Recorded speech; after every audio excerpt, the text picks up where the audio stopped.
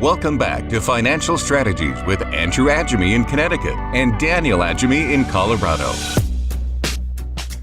So imagine that you're going into New York City, or maybe you're going to go in and see a show and do some different things in New York City with your spouse, and you decide that you're going to make this a big deal because um, it's a special occasion. Maybe it's a big anniversary, wedding anniversary, or whatever the case may be, and you decide that you're going to go to the most lavish, best hotel in New York City, and you're going to rent the penthouse. And you go in that hotel, you get in the elevator, and you go up, up, up, up, up. And let's just say it's 40 floors, and you go up 40 floors to the very top of that hotel, to the penthouse. And it's a beautiful, lavish, doors open, and right into the penthouse itself. The doors open, you look in, it's beautiful. Oh, you just can't imagine. It has several floors in the penthouse itself, as well as servants and people who are able to meet your every need that are waiting there.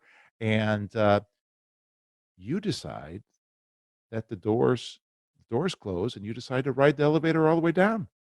What's with that? What happened? What a terrible place to be in. I'm Andrew Agemy. And I'm Daniel Agemy, and you're listening to Financial Strategies. Today, I am dedicating this show to all the people who have texted me about Reddit and GameStop and Robinhood and asked me all the different questions. So hopefully we're doing a good job of telling the story of what actually happened. And Dad, I love your analogy there because this is something that happens to retirees. Yeah. They ride 40 years of working, saving up, saving up, saving up to get up to that penthouse. And then the door is open. And I don't know if it's because you've been riding for the 40 floors or the 40 years and you think Yep. maybe there's another floor that's better or what.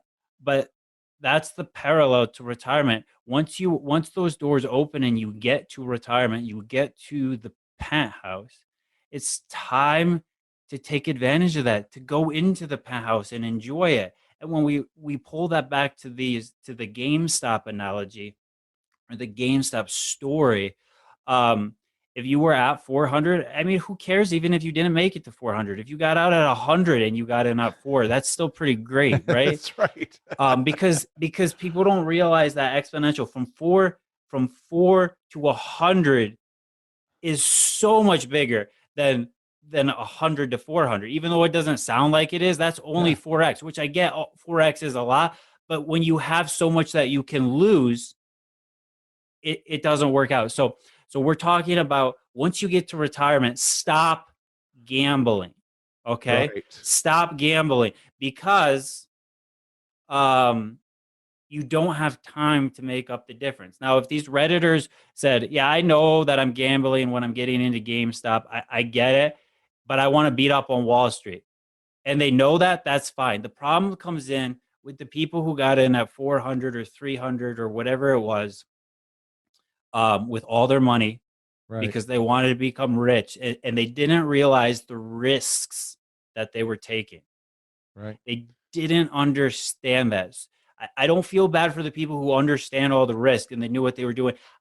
It hurts. It actually pains me. And that's why we're having this conversation.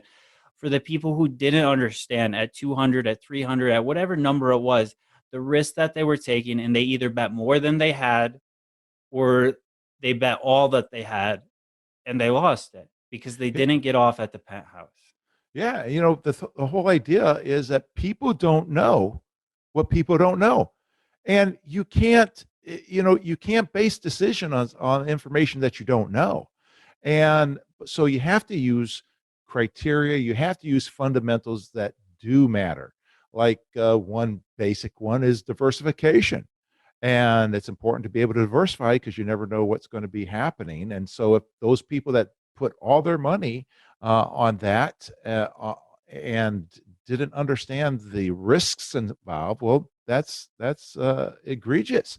And going from the other aspect is, you're never going to buy at the bottom on purpose, but you're never going to buy at the you're not going to sell at the peak on purpose either. The whole thing about investing is buy low, sell high. You're never going to buy it at the bottom on purpose or sell at the peak on purpose, right? So the key is to buy while it's low and to sell while it's high. So in your example, Daniel, people bought at $4 a share, and they even sold it at $100 a share. That's 25 times. That's 25x. That's a huge percentage. I mean, Daniel, how many times in a lifetime does anybody do even 10x or 10 times? How many times, Daniel? I think if you get a 10 banger one time in your life, I think that is, I don't think many people have ever even gotten that. Right, right. So, so in a case like that, that's phenomenal. But if you bought it at $300 a share, no way are you going to get a 10 time on that. Never, no way is it going to go to $3,000 share without some, all the stars aligning and something crazy happening where everybody is just investing in it, and it's pure, it's no fundamentals at all. And it's just going wild, which at that point you never know when it's going to fall, and you're going to be in that elevator going all the way back down to the bottom, and you're like, oh, the penthouse, what happened to the penthouse? Well, it went bye-bye because of foolishness, right? So I need to remind you in our listening audience that you're listening to Agemy Financial Strategies with Daniel and Andrew Agemy. And today's topic is lessons learned from GameStop and Reddit. We have a report for you today. It goes along with today's show that we'd love to put in your hands, called 7 Milestone Ages. 7 Milestone Ages, the different age groups and age brackets, and certain things happen at certain times. We'd love to put that in your hand to help educate you so that you can know what you don't know, because we believe that a educated retiree is a happy and stress-free retiree. And so we would like to put that in your hands. 7 Milestone Ages, by calling 800-725-7616. Again, you're listening to Agemy Financial Strategies with lessons learned from GameStop and Reddit with Andrew and Daniel Agemy. Daniel, as we're talking about this, it's very painful, right? To do that, to hit to go from the 40th floor down, even if you only go from the 40th floor to the 20th floor, right? Or whatever the case may be. And the stock, you lose some money rather than all the money that so many people lost. I mean, that's problematic for people in retirement, right? I mean, if you're 5 to 10 years to retirement, or coming up on retirement, or in retirement, and you lose any money, that's egregious. That's terrible. I mean, there's not a lot of people that can afford to lose money at that point in their lives, let alone be happy about or be open to losing money at that point in their lives, unless they're just plain gamblers and they just want to play and gamble. You agree? Yeah, that's why we're having this show, because if you want to gamble, then go for it. But you have to know that that's what you're doing when you're investing in, U.S. stock markets at these valuations. They're the highest that they've been. They're higher than the tech bubble. They're higher than the great financial crisis. And what people are saying is there's no alternative, or the Fed has my back, or we're in a new paradigm, which is all the things people said with Reddit, which is all the things that people said in the tech bubble. So you brought up diversification, AAA. Right. And people will say, well, I'm in the S&P 500, I'm diversified. But 40%, 40% of the S&P 500 is 7 stocks. Right. One of those being Tesla, right? Which Right. is insane to think about, that is, 40% of your diversified fund. Right. It's not diversified anymore. And then if you ask your financial person, or you ask your 401k, or you're managing your money and you have that, you ask how many of those other stocks out of the 500, right? The other Yeah. 493, Right. how many of those have earnings? How many of those are actually making money? Do valuations matter? Well, it did in Reddit. We found out that it did matter. Evaluation, earnings actually matter. So you have to ask yourself, am I gambling where I am? Or is there some kind of earnings that are backing up my investment? And and ask your financial person that, if you are dealing with one of these big firms, and you have a CFP or whatever the case may be assigned to you, or maybe you have a